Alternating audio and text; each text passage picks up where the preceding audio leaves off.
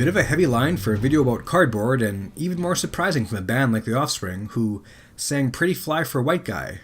But hey, I like the unity symbolism. Tribal seems to be all over the MTG world of late. Humans, werewolves, vampires, Eldrazzis. Heck, the Pro Tour was just won by a mono black zombie deck. The recent announcement that this year's Commander decks will be tribal themed got me thinking, what artifacts are good for maximizing tribal synergies? My recent venture into building a Minotaur Commander deck yielded many results which were awesome but not so budget friendly. And that led to me thinking, wouldn't it be great if a lot of these cards were found in some of the new tribal Commander decks? Now I know putting valuable reprinted cards in a limited sealed product such as this usually doesn't result in a price drop.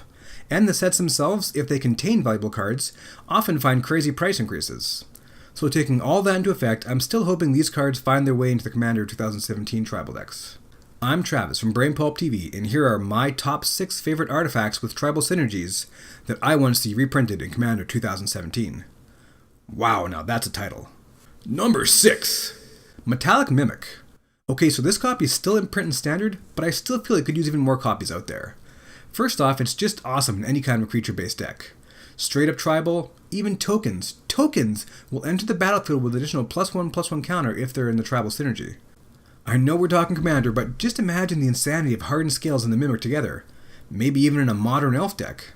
Now imagine more than one copy of each in play. Just insanity. Plus in any kind of tribal deck, the Mimic will also get buffed by any Lord effect as he enters as a creature type. No wonder they made him out of gold. However, its inclusion in the Pro Tour winning deck has just made its price go up a wee bit in the last few weeks. So I think more printings of this card is a good idea. Number 5. Adaptive Otamatone. Another Lord for all. Need more Lord support? Here you go. Any tribal deck can use this card. But he really helps out with some creature types that don't have many official Lords, by giving you a reason to run the creatures that you want to run. Wanna go rat tribal? You can do it! Slytherin into a Slytherin themed deck? Well, zapty-dapty-doo, you can too. And creatures like goblins and zombies who already have a lot of solid tribal support, well, he still works as being a decent 2/2 body for 3 that can further buff the rest of the team. Right now, copies are around $6 a piece, so seeing an auto-inclusion would be nice. Number 4. Coat of Arms. Despite its many printings, this card still run you anywhere from $5 to $40 depending on your pickiness. I was able to grab a Dual Decks copy for $6 Canadian, or Canado, and was happy about that purchase. The best thing about this artifact is it's not limited to one creature type. Depending on how you're building your deck, it could work great if you, say, just ran Minotaurs, but if you're going with, say, a token route and having goblins and soldiers, it still works. You don't need to choose a creature type to cast it, so it can affect more than one type of creatures. However, you do need more than one of any one creature type to get the results. Still, a solid inclusion in any tribal deck, and with the price still being significant, it would be nice to see more copies in the Commander 2017 release. Number 3. Urza's Incubator. Going a little old school here, but this card did just see reprint in Commander 2015. Prices still range well above $5 per card though. Still though, does it ever have a sweet effect? Much like the Mimic and the Otamatone, you do need to choose a creature type, but it reduces the cost of casting creature spells by 2 whole colors mana. Now this will obviously be sweet for any tribal theme, but what about the Eldrazi? Now in a deck where you can play Urza's Mine, Power Plant, and Tower, you name Eldrazi as your creature type and you can be dropping Ulamogs like it's going out of style.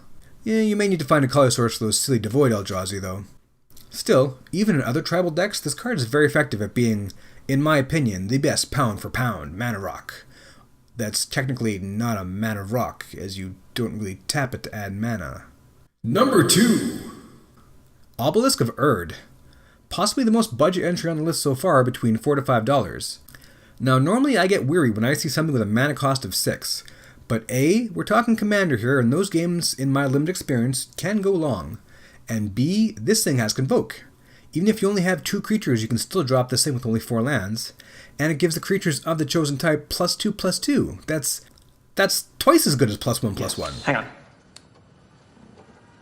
I'm just checking your math on that. Yes. I got the same thing. And you don't even have to use the creatures of the chosen type to convoke it. You can use any creatures you control. Granted, that's not likely to really matter in any tribal deck, so I don't know why I actually sound so excited by it, but still, might be relevant. Number 1. Door of Destinies. This one will likely run you between $7 and $10, but it's the kind of artifact that just keeps on getting better. You cast it, you choose a creature type, it does nothing. But whenever you cast a spell of the chosen type, it starts laying out its tribal effects. The effects do happen upon cast, so when the spell resolves and that creature enters the battlefield, they enter with the buff. This is such a perfect fit for Commander, as it's one of those cards that can really get out of control as the game goes on. If you can keep this around for even a few turns, you can have 1/1s entering the battlefield as 5/5s. Isn't that awesome? Now I know what you're saying, aren't those 5/5s equally susceptible to board wipes as those 1/1s? Well, yeah, I guess so. And maybe you're saying, aren't all creature-based strategies equally susceptible to board wipes, regardless of what artifacts you have in play? Damn, man, who are you and why are you trying to rain on my parade?